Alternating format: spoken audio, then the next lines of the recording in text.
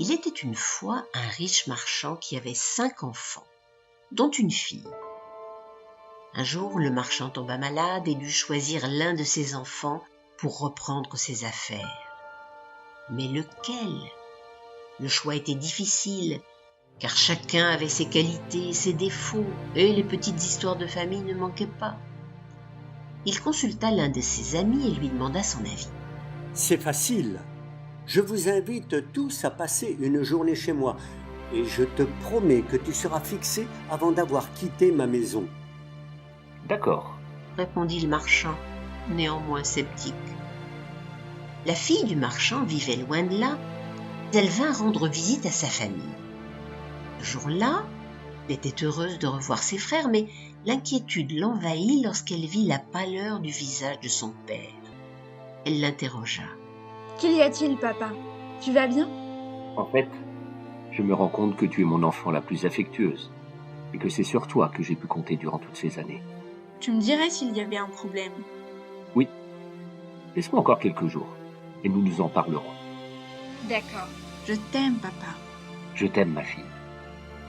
Bientôt, comme convenu, le marchand se rendit chez son ami avec tous ses enfants. Ce jour-là, il faisait beau et tout était prêt.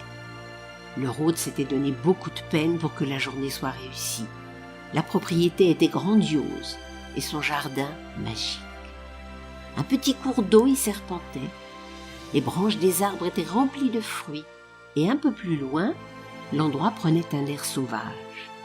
Des boissons, des amuse-bouches et des mets de toutes sortes, convenant à tous les goûts, étaient prêts à être servis.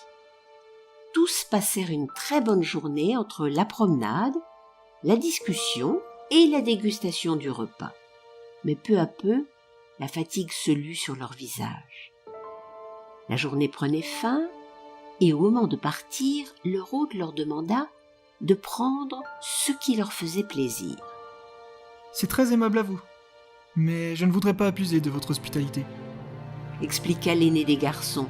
« J'insiste. » « C'est gentil, mais non, vraiment pas. » Face à l'insistance de leur hôte, le deuxième frère prit une pomme rouge pour sa bien-aimée.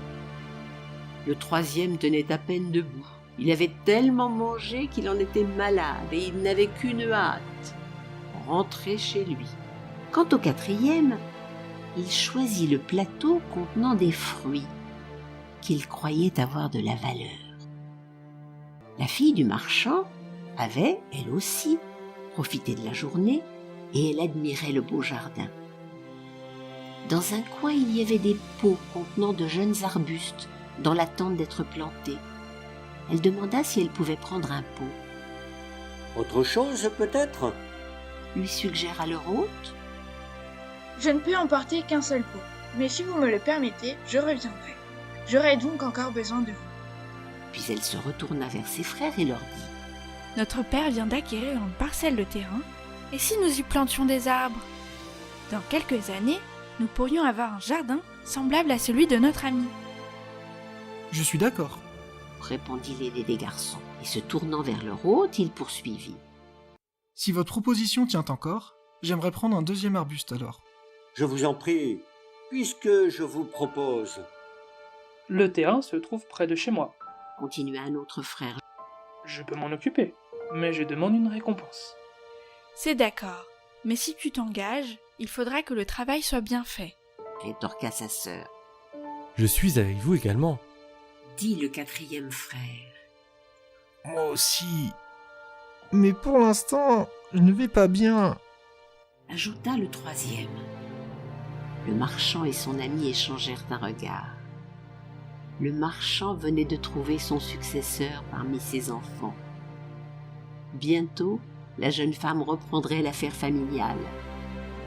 Le plan de l'ami du marchand à l'issue de la journée avait bien fonctionné. En effet, il avait décidé, en les fatiguant, de pousser chacun dans ses retranchements pour faire rejaillir leur véritable nature.